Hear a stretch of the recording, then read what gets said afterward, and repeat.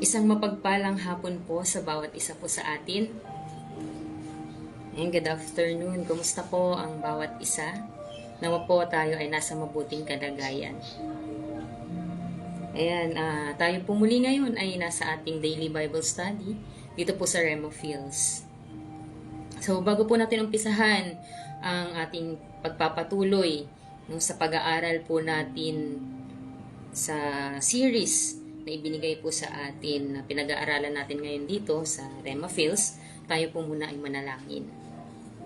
Ang dakilang Diyos Ama na makapangyarihan sa lahat, aming Diyos na nasa langit, kami ay patuloy na nagpapasalamat, Lord, at ina-appreciate namin ang iyong kabutihan sa buhay namin.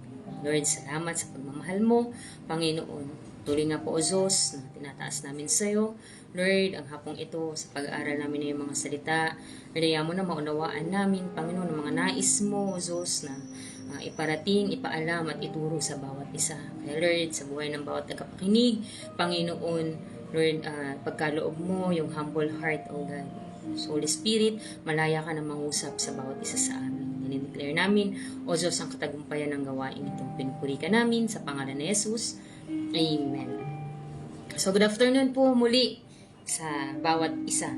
So, itutuloy po natin ang pinag-aaralan po natin dito sa ating Bible study. Magmula pa po last week hanggang ngayong week po, Christ came to do things. Nung Monday, na ituro po sa atin yung pang number 9 to 12. Ulitin ko po, Christ came to do things. Yung pang number 9 po na tinuro sa atin ng Monday, sabi po dito, seek and save the lost. Number 10, make a new covenant. Yun po yung dahilan kung bakit ang Panginoong Hesus ay naparito. Number 11, put away sin. At pang number 12 po, suffer for men. Ngayon naman po tayo ay dadako at itutuloy po natin yung pinag-aaralan po natin. Ngayon po ay yung pang number 13 at pang number 14. Unahin po natin yung pang number 13. Christ came to do things. Number 13, ransom men. Sige po, sa ating mga Biblia, makipagbukasan po tayo dito sa Book of Mateo. Sa Mateo po, chapter 20, verse 28. Bitin ko po, Christ came to do things. Number 13, ransom men. Mateo chapter 20, verse 28, kung paanong ang anak ng tao ay naparito hindi upang paglingkuran, kundi maglingkod at upang ibigay ang kanyang buhay na pantubos sa marami. Ang Panginoong Hesus po ay naparito sa lupa, hindi po para mamasyal, kundi para tubusin ang sangkatauhan. Nulit ko, pang number 13, ransom men. No, naparito ang Panginoong Hesus para tayo ay tubusin sa pagkaalipin. Tayo ay tubusin sa kasalanan. No, naparito siya para maglingkod, hindi upang paglingkuran. Ibinigay ng Panginoong Hesus ang buhay niya bilang pantubos sa ating mga makasalanan. Inoffer ng Panginoong Hesus, ibinigay ng Panginoong Hesus ang buhay niya, hindi ipinagkait ng Panginoong Hesus ang kanyang buhay para sa katubusan nating mga makasalanan. Hindi nagdamot at hindi nagdalawang isip ang Panginoong Jesucristo na magsakripisyo sa krus ng Kalbaryo para sa katubusan po nating lahat. Ibinigay ng Panginoong Hesus ang buhay niya bilang pantubos. Yung sakripisyo ng Panginoon sa krus ng Kalbaryo, yun yung nagbayad ng halaga para po tayo ay matubos sa kasalanan. Yun yung nagbayad para sa katubusan, para matubos po tayo sa kasalanan. Yung kamatayan ng Panginoong Hesus ang tumubos sa atin sa pagkaalipin sa kasalanan. Para lumaya tayo sa pagkaalipin. Ang goal po ng pagparito ng Panginoon sa lupa ay para maglingkod at magtubos, maglingkod. Sabi nga po ng Filipos, nung siya po ay nandito, nagkatawang tao, siya ay nag-anyong alipin. Bagamat siya ay Diyos, hindi niya ipinilit, hindi siya nagmalaki, kundi pinili ng Panginoong Hesus na mamuhay ng pinakamababa. At siya po ay naglingkod. Dahil yun ang goal, yun ang purpose, yun ang dahilan kung bakit naparito ang Panginoong Hesus. Upang maglingkod at magtubos. Hindi po matatanggap ng tao ang katubusan sa kasalanan. Hindi lalaya ang tao mula sa pagkaalipin kung hindi po maririnig ng tao ang salita ng Diyos. Nung ang Panginoong Hesus po ay nanaog dito sa lupa, kung alalahanin po natin yung mga previews na itinuro po sa atin, ang Panginoong Hesus ay nangaral. Ang Panginoong Hesus ay, sabi nga po dun sa pang number 9, hinanap niya yung mga nawawala, to seek and save the lost. So, ang Panginoong Hesus ay naglingkod. Ang Panginoong Hesus ay pinuntahan niya yung mga tao. Nilapitan niya yung mga tao. So, hindi po maririnig, hindi matatanggap ng tao yung regalo, yung ransom. Hindi matatanggap ng tao ang regalo na pinagkaloob ng Diyos na buhay kung wala pong maghahatid nito. Kagaya ng ginawa ng Panginoong Hesus 2,000 years ago, siya po ay naglingkod. Siya po ay nangaral ng salita ng Diyos. Ipinaalam sa mga tao kung paano naglingkod ang Panginoong Hesus. Tayong mga mananampalataya, tayong mga tagasunod ng Panginoong Hesus, tayong mga Kristiyano ay dapat ding maglingkod para sa mga tao, para marinig ng mga tao ang salita ng Diyos, para malaman ng tao ang mabuting balita. Kagaya ng example na ipinakita mismo ng Panginoong Hesus nung siya po ay naparito sa lupa, siya po ay nagmisyon. Pinuntahan niya ang mga tao. Kagaya ng mga naituro ko sa atin itong mga previous Bible study natin, naparito ang Panginoon to seek and save. Yun ang maging dapat goal din natin, tayong mga Kristiyano. Naglingkod ang Panginoon. Huwag po nating baliwalain o sayangin yung buhay na ibinigay ng Panginoon. Huwag po natin sayangin yung sakripisyo ng Panginoong Hesus. Para po tayo ay matubos. Para po tayo ay lumaya. Sundan po natin yung halimbawa ni Hesus ng paglilingkod at sakripisyo. Hindi po ganun kadali ang dinaanan ng Panginoong Hesus. Hindi ganun kadali yung tiniis niyang hirap. Andun yung bugbog, andun yung pang-aalipusta, pangmamaliit, tinuraan siya, nililibak siya, pinahirapan siya, pasan-pasan niya ang krus. Lahat ng yun ay tiniis niya. Dahil yun ang kabayaran para matubos tayo sa pagkaalipin sa kasalanan. Para matubos tayo, para hindi mapahamak ang tao. Lahat ng hirap, lahat ng parusa, lahat ng pangmamaliit, tiniis ng Panginoong Hesus. Yun ang ulitin ko lang, yun ang dahilan kung bakit ang Panginoong Hesus ay naparito sa lupa.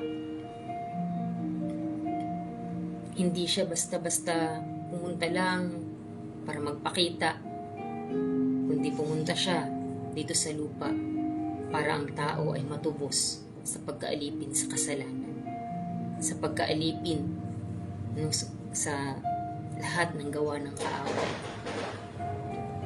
Dahil ayaw ng Diyos na tayo ay humantong sa kapahamakan, sa kapighatian. Kaya nga, ngayon,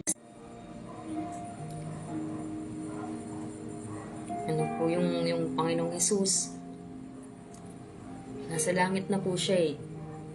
Ngayon, sa kasalukuyang panahon po natin, ang mga Kristiyano ang pinagkakatiwalaan ng Diyos para maiparating sa tao yung mabuting balita na tayo ay tinubos na ng Diyos. Tayo ay tinubos na ng Panginoong Hesus sa pagkaalipin. Pero bago kasi matanggap ng tao yung katubusan na yun, sabi nga ng John 3:16, sino mang sumampalataya sa Kanya. At hindi po magkakaroon ng pananampalataya ang isang tao kung hindi niya maririnig ang mabuting balita, kung hindi niya maririnig ang salita ng Diyos. Huwag natin baliwalain, huwag natin sayangin. Tayong nakakaalam, tayo na naging aware na,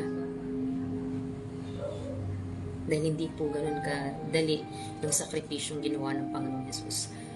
Tayo ngayong tayo mga Kristiyano, tayong mga tagasunod, tayong mga naglilingkod, tayong mga mananampalataya,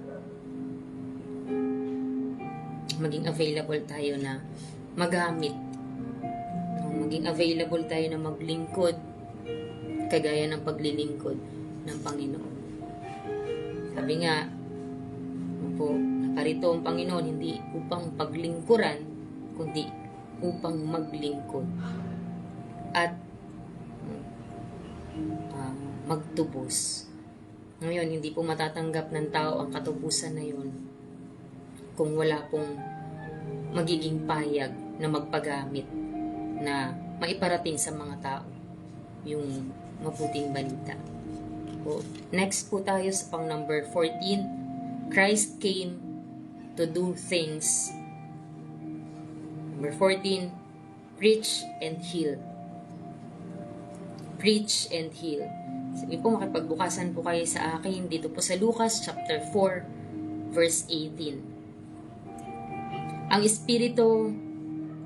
espiritu ng Panginoon ay nasa akin sapagkat ako'y hinirang niya upang ipangaral ang magandang balita sa mga dukha. Ako'y sinugo niya upang ipahayag ang paglaya sa mga bihag at ang muling pagkakaroon ng paningin sa mga bulag upang palayain ang mga naaapi. Naparito ang Panginoong Hesus sa lupa para mangaral at magpagaling.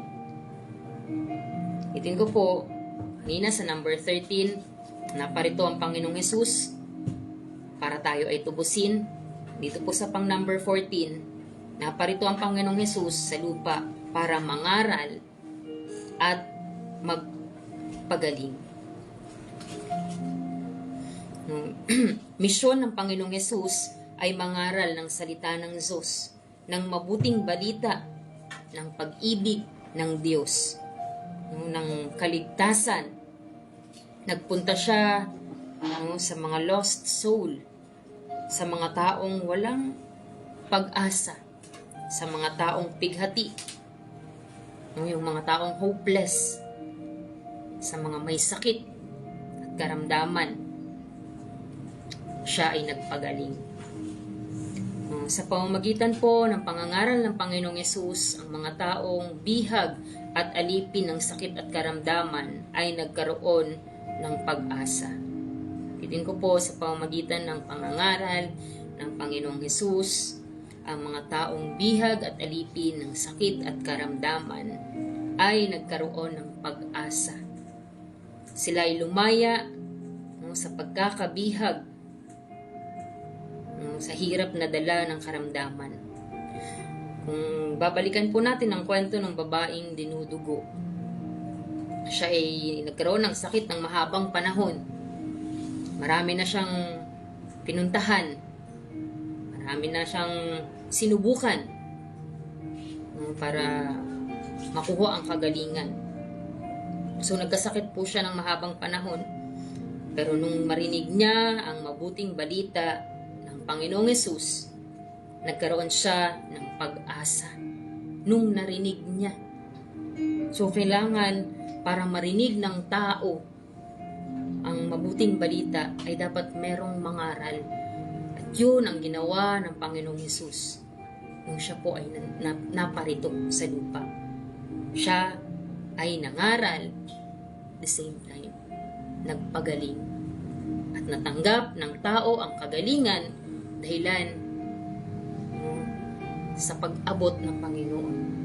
Dahilan sa pangangaral ng Panginoon. Nung narinig, kung babasahin po natin ang Biblia, nung kasalukuyang ang Panginoong Hesus ay nandito sa lupa, wala siyang ibang ginawa kundi magmisyon, mangaral, magpunta sa iba't ibang lugar para sabihin ang mabuting balita, pag-ibig ng Diyos. Kaya naman, narinig ng tao ang mabuting balita ng Panginoong Hesus, kagaya po ng babaeng dinudugo, nagkaroon po siya ng pag-asa. Nagkaroon siya ng pananampalataya. Nagkaroon siya ng desire na lumapit. Natanggap ng babaeng ito, nakuha niya ang kagalingan dahilan sa narinig niya ang mabuting balita. Dahil ang Panginoong Hesus ay nangaral. Dito po sa Gawa chapter 10 verse 38, kung paanong si Jesus na taga Nazaret ay binuhusan ng Diyos ng Espiritu Santo at ng kapangyarihan, kung paanong naglibot siya, gumagawa ng mabuti, at nagpapagaling sa lahat ng mga pinahihirapan ng dyablo sapagkat kasama niya ang Diyos. So gumawa ang Panginoon ng maraming himala. Pagpapagaling ng mga bulag, ng mga paralisado, mga ketongin. Nung time na ang Panginoong Hesus narito pa sa lupa, marami siyang himala na ginawa. Mateo chapter 4 verses 23 to 24, at nilibot ni Jesus ang buong Galilea na nagtuturo sa mga sinagoga at ipinangaral ang ebanghelyo ng kapangyarihan at nagpapagaling ng lahat ng sakit at ng lahat ng karamdaman na nasa mga tao. Verse 24, kaya't nabantog siya sa buong Syria at kanilang dinadala sa kanya ang lahat ng mga may karamdaman, ang mga pinahihirapan ng sari-saring sakit at kirot, ang mga inaalihan ng mga demonyo, at ang mga may epilepsiya, at ang mga lumpo. Sila ay kanyang pinagaling. Ito po. So, nilibot ni Jesus. Nangaral siya. Ang misyon ng pagparito ng Panginoong Hesus ay nagdulot ng malaking epekto sa buhay ng mga tao. Misyon pagparito ng Panginoong Hesus ay nagdulot ng malaking epekto. Malaki yung naging pakinabang sa mga tao na naging alipin ng sakit at karamdaman at iba't ibang pasakit at pahirap ng demonyo. Naging malaki, maganda yung naging epekto sa mga taong ito na naging alipin ng hirap, ng sakit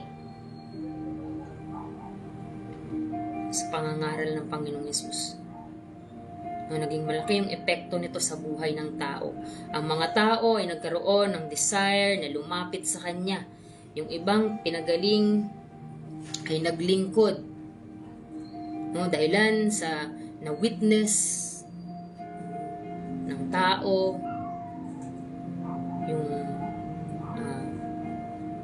nagpapagaling yung kapangyarihan, yung himala. Nagkaroon sila ng desire na maglingkod.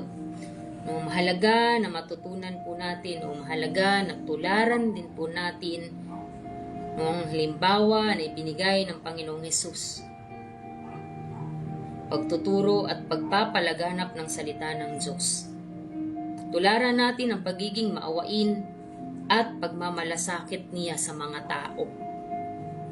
Dapat nating ibahagi ang mabuting balita tungkol kay Jesus. Dapat maging tagapaghatid po tayo ng salita ng Diyos. Through us, mararamdaman ng tao kung gaano tayo kamahal ng Diyos. Mararamdaman ng tao ang pag-ibig ng Diyos. Kapag nagawa po natin ang bagay na ito, maraming tao ang magkakaroon ng pag-asa. Maraming mga tao ang lalaya sa pahirap ng kaaway. Isang paalala sa bawat isa po sa atin na ang misyon noon ng Panginoong Hesus ay misyon po natin ngayon.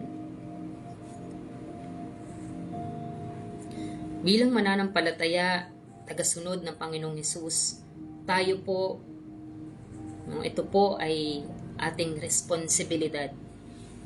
Dahil hindi po, inulit ko, hindi matatanggap ng tao yung regalo ng Diyos na kagalingan kung walang magdadala nito sa kanila. Kung walang magsasabi, kung walang magpapaalam nito sa mga tao, kung walang magbabahagi ng salita ng Diyos.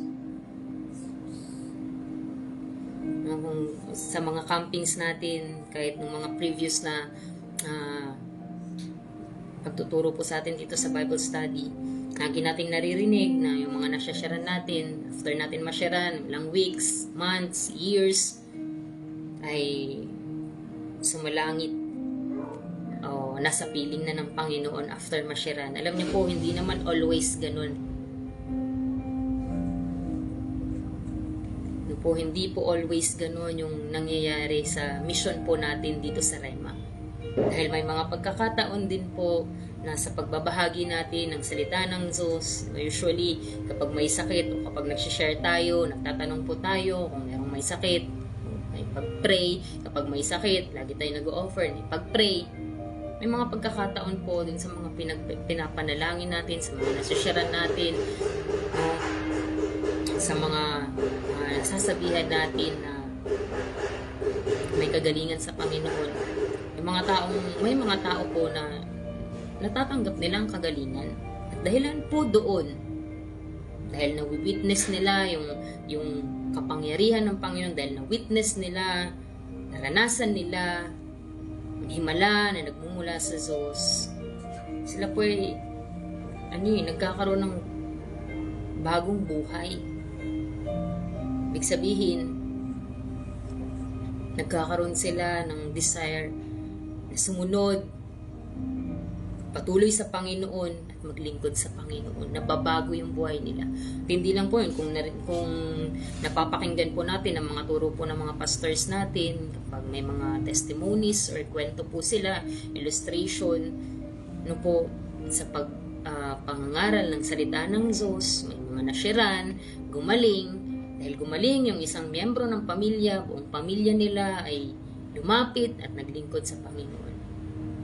Di ba po, mayroong malaking naidudulot o malaking impact sa buhay ng tao kung mayroong Kristiyano na payag na ibahagi ang salita ng Panginoon. Dahil ngayon po, sa kasalukuyang panahon natin ngayon, noon po ang Panginoon Hesus, punta siya dito para ipangaral ang salita ng Diyos, para magpagaling. Ngayon po, sa panahon natin ngayon, pinapaalala sa atin na ang misyon noon ng Panginoong Hesus ay misyon nating mga Kristiyano ngayon. Amen po. So, ulit ko, hindi po matatanggap ng tao ang katubusan. Hindi matatanggap ng tao ang kagalingan, ang kalayaan, kung wala pong magsasabi sa mga tao ng mabuting balita.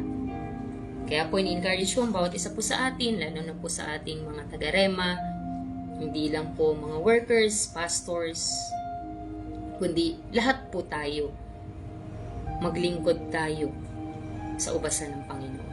Maging available tayo, anuman ang trabaho natin, obligasyon natin sa buhay, o saan man, anuman ang kinaroroonan natin. Maging katulad tayo ng Panginoong Jesus. Yung trabaho ng Panginoon, yung example na ibinigay niya po sa atin. Sobrang mahalaga yung pagbabahagi ng salita ng mabuting balita. Malaki ang nagiging epekto po nito sa buhay ng tao. Amen po. So magpatuloy lang po tayo sa Panginoon. Habang tayo ay nagpapatuloy, maglingkod po tayo. Amen. Hindi na po dapat tayo ang pinaglilingkuran, kundi dapat tayo ang naglilingkod. Sige po tayo po manalangin. Salamat Panginoon sa mga salita. Salamat sa patuloy mong paalala sa bawat isa. Sa patuloy mong pagtutuwid, sa patuloy na pagtuturo mo sa amin, sa patuloy na patnubay na ibinibigay mo sa amin para magampanan at magawa namin ang obligasyon namin bilang isang mananampalataya, bilang tagasunod mo, higit sa lahat bilang lingkod mo, Panginoon. Dinalangin ko sa buhay ng bawat isa na patuloy mo po, O Diyos, na ilagay sa heart namin yung burden para sa mga kaluluwa. Kagaya ng tibok ng iyong puso, mga kaluluwa, yung pagmamahal, yung habag para sa mga kaluluwa. Ito ang siyang maging tibok ng puso namin. Lord, salamat sa pribilehiyo na kami pagkatiwalaan mo, sa pribilehiyo, Lord, na magamit mo kami sa upasan mo, na makapaglingkod kami sa iyo, Diyos. Kagaya ng naranasan namin, Panginoon, ng kadakilaan mo, ng kapangyarihan mo, ng himala na nagmumula sa iyo. Nais namin, O Diyos, na maranasan din ito ng mga tao na mga kasalamuhan namin. Kaya Lord, tulungan mo kami na magawa namin, O Diyos, mga pinapagawa mo sa amin. Lord, na maging instrumento kami upang maabot ang mga kaluluwa at mailapit sa iyo, O Diyos. Lord, salamat. Salamat sa sakripisyo na ibinigay mo. Salamat sa buhay, Lord, na isinakripisyo mo sa krus ng Kalbaryo para kami ay matubos, Panginoon. Para kami ay lumaya, Panginoon, sa pagkaalipin. Diyos, salamat sa buhay mo, O Diyos. Salamat sa katawan mo, Panginoon, para kami magkaroon ng kagalingan. Appreciate ka namin, O God. Salamat. Salamat po, Panginoon. Lord, pinupuri ka namin. Sinasamba, tinataas ka namin sa pangalan ng Panginoong Yesus.